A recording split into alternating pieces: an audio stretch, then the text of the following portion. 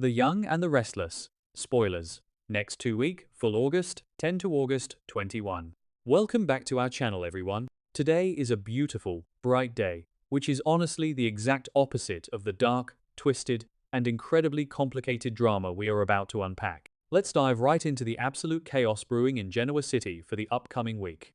Okay, so I've been thinking about this upcoming week of August 10, and honestly, my brain is just spinning. Like, starting with Nick Newman. Here's what's bugging me. He checked out of rehab. Or wait, he told Adam he was going back, but he didn't. He called his dealer. And then there's this whole motel room situation. I mean, we saw the spoilers for August 8 where he's high out of his mind, staring at 4 packets of drugs, ignoring texts from Sharon and Victoria. It's dark. Like, really dark. But then the new spoilers say he meets a mysterious new friend, Marie Kirkland. Actually no, first I should mention the dream. I stay up way too late thinking about character motivations, and that fentanyl nightmare Nick had? The psychological juxtaposition, wait, is that the right word? Basically, the way his brain is punishing him is insane. Matt Clark waking him up, calling him rich boy. Matt acting as his twisted spirit guide through his own ruined life. It's brilliant, but also like, so messed up. I mean, if you really stop and think about it, Matt Clark is the ultimate manifestation of Nick's lack of control. Nick is a Newman. He's supposed to be the golden boy, the one who has it all together, but Matt represents the chaos that Nick can't punch his way out of.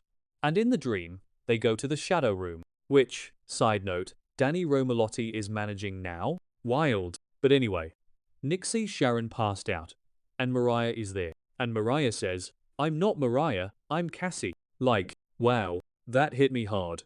Nick's ultimate trauma is losing Cassie, and his brain is literally telling him his addiction is going to kill his family just like he feels he failed Cassie. Or maybe not. I don't know. Am I reading too much into a drug hallucination? Probably. But then again, that doesn't explain why his brain also conjured up Chelsea and Adam screaming at him that Connor found his stash and died. Chelsea screaming, "You ruin everything you touch, Nick." That is Nick's core fear, isn't it? The golden boy, who actually destroys everything, and Victor and Nikki in the dream. Nikki downing a double vodka because of him, Victor calling him a disgrace. It's basically Nick internalizing every single insecurity he has. Anyway, the point is, wait, what was the point? Oh right, the new spoilers for August 10. Nick meets a mysterious new friend, Marie Kirkland. She was the woman knocking on his motel door at the end of the August 8 episode, right? Asking if he wanted to share because he was screaming from the nightmare. So now I'm overthinking Marie. Who is she? Is she just a random addict in the next room? Here's a theory. What if Marie is an undercover cop? But then again, that doesn't explain why she'd blow her cover for a screaming guy in a motel. Or what if she's a hallucination too? Like, Nick's brain inventing a companion so he doesn't have to face the isolation of his addiction? I mean, not exactly, but kind of? The spoilers say he seeks comfort from her midweek, and things might get heated. If they hook up, it's just peak self-destruction. 2 addicts enabling each other. It's a classic downward spiral trope. It's weird. Like, really weird. The whole thing is just weird. By the end of the week, the spoilers say Nick hits absolute rock bottom. I don't even know what rock bottom looks like for him anymore. He already crashed his car high. He already hallucinated his whole family dying or hating him. He already hallucinated swallowing fentanyl packets at Crimson Lights. Maybe rock bottom is him actually hurting someone in reality. Like, what if he hurts Marie? Or what if Adam finds him and Nick attacks Adam?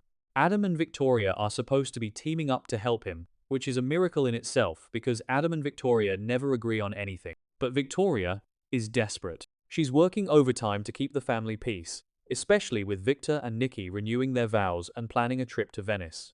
Nick hitting rock bottom is going to shatter that fragile peace. I just know it. Okay, wait. Let me back up and pivot to Nate Hastings, because this is also bugging me. Nate is considering a life-changing career decision. Surgery versus business. I mean, first of all, hasn't he been a ruthless corporate shark for like a while now? But then Nikki's bandages came off, she was still blind, and Nate suddenly had this emotional awakening. Like, oh right, I'm a doctor. I should be saving lives, instead of ruining them in boardrooms. He gets advice from Lily Winters, which is interesting because Lily is currently dealing with her own messy reunion with Kane Ashby.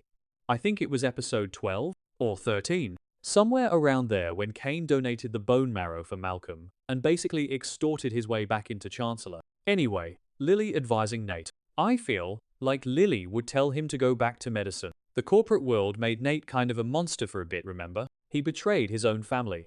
He became this cold, calculating executive. But his roots, his legacy from Dr. Olivia Winters, is in medicine. But why can't he do both? Like, he's rich, he can be on a board of directors, and also perform surgeries. Or maybe not. I don't know how hospital administration works. Probably doesn't matter, but I notice the writers keep bouncing Nate between these two extremes. It's like they don't know what to do with him. Is he the good doctor, or the ruthless executive? I'm hedging here, but I sort of think he'll choose medicine because the show needs a hero doctor right now with everything going on, especially with Dr. Lawrence Markham turning out to be a psychopathic kidnapper who tortured Diane. Genoa City needs a doctor who isn't secretly a supervillain. And speaking of the Winters family, we have to talk about Devon. Devon is making a shocking announcement to his family. Okay, I know I just said the opposite about Nate being confusing, but hear me out. Devon is entirely predictable right now. He is unhinged. He is so angry at Mariah for the Dominic kidnapping thing, and his marriage to Abby is basically a dumpster fire at this point. So what is the announcement? I have a few messy theories. Theory 1. He's filing for divorce from Abby. Abby went to Victor and Nikki's vow renewal alone, which is a huge red flag. Plus, Daniel Romalotti is hovering around Abby, and we all know Daniel is the king of being a comforting shoulder to cry on that turns into something more. Theory 2.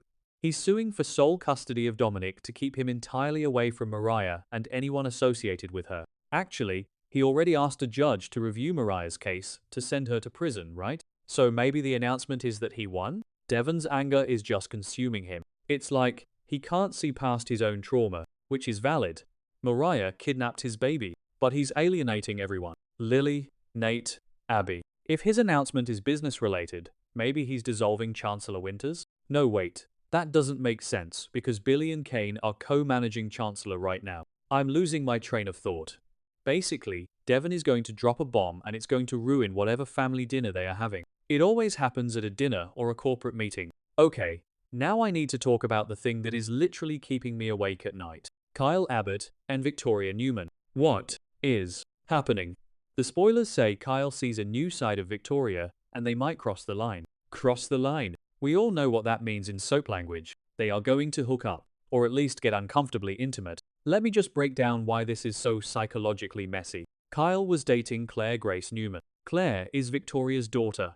You do not sleep with your ex-girlfriend's mother. It's gross. It's so soapy and brilliant, but it's gross. I mean, how is Claire going to react? She's already got trauma. She's already fragile. If she finds out Kyle is in bed with Victoria, she might actually snap. And what about Summer? Summer is Kyle's ex-wife. She's Nick's daughter, which makes Victoria her aunt. The family tree is basically a wreath at this point, but this is a step too far, even for them. And why is Victoria doing this? Victoria is usually so tightly wound. She's been playing peacemaker, trying to keep Victor from destroying Jack, trying to help Nick with his addiction. She's stressed. Kyle is stressed because Victor kidnapped Jack, and Patty Williams is terrorizing everyone. Kyle even made that shocking, dangerous deal with Patty in jail to get revenge on Victor. They bonded over their shared trauma. It's a trauma bond. Kyle poured his heart out to Victoria about Patty and Victor's role in the whole mess. But then again, that doesn't explain why they jump into bed. I mean, Victoria usually goes for guys like Billy, or Ashland Locke, or Nate. Kyle is so young and reckless. Imagine Victor's reaction. Victor hates the Abbotts. He hates Jack. He hates Kyle. He just renewed his vows with Nikki and apologized to her, but he's still secretly plotting. If Victor finds out his precious daughter Victoria is sleeping with an Abbott boy, and not just any Abbott, but the one who made a secret deal with Patty Williams to destroy him, oh my god. The fallout will be apocalyptic. Victor might actually have a heart attack, or he'll just hire someone to throw Kyle in a dungeon. You never know with Victor. It's weird. Like, really weird. The whole thing is just weird. Finally, let's look at Billy, Kane, and Jack. The spoilers say Kane warns Jack about Billy's latest plan. Wait, let me back up. Billy and Kane just called a truce for Jill, right? Jill forced them to put aside their bitter differences to co-manage Chancellor Industries. So if Kane is warning Jack, it means Billy is doing something incredibly reckless that even Kane can't cover up. And Kane hates Billy. So for Kane to go to Jack instead of just letting Billy hang himself, it means the company is at serious risk. And then Billy shares a secret with Jack and Kyle. What is the secret? Does it have to do with Sally Spectra? Billy is the one who ratted Sally out to Victor about the Newman Media sale to Adam. Billy ruined Sally's deal because he's a jealous, paranoid mess. Sally had one strict condition for Adam: Victor can never know. And Billy blew it up in a matter of days. Now Sally is furious. Adam is furious. And Sally has to make a brand new deal with Adam to survive Victor's wrath. Maybe the secret Billy shares is that he's actively trying to sabotage Adam again. Or maybe it has to do with Chancellor. Billy's whole character is just a cycle of self-destruction. He gets a good thing, he panics, he blows it up. He did it with Lily, he's doing it with Sally. It's like he can't stand to be happy. So he's dragging Jack and Kyle into his mess. And Jack is still recovering from being stabbed and kidnapped. Give the man a break. Jack is dealing with Diane's trauma from Dr. Markham. He's dealing with Patty's blackmail. He doesn't need Billy's corporate espionage nonsense right now. My brain is fried trying to connect all these dots. Nick is spiraling with Marie. Nate is having an existential crisis. Devon is burning his family down. Victoria is sleeping with her daughter's ex. And Billy is being Billy. It's a lot. Like, a whole lot. I don't even know if half my theories are right, but I can't stop overanalyzing every single look these characters give each other. Let me just circle back to Nick for a second, because the Marie Kirkland thing is really sticking with me. If she is an enabler, this is going to drag out the addiction storyline for months. Usually, on this show, when a character hits rock bottom, they have a moment of clarity. But Nick's rock bottom seems to have a basement. He ignored texts from Sharon and Victoria. He hallucinated his dead daughter. He hallucinated his nephew dying because of him. And instead of waking up from that nightmare and calling for help, he opens the door to a stranger and basically invites more chaos in. It's heartbreaking. Joshua Morrow is going to act the hell out of it, obviously, but it's hard to watch. And Nate. If Nate goes back to being a surgeon, does that mean he leaves Chancellor Winters? If he leaves Chancellor Winters, that leaves a power vacuum. Maybe that's what Devon's shocking announcement is about. Oh my god. Wait, that makes so much sense.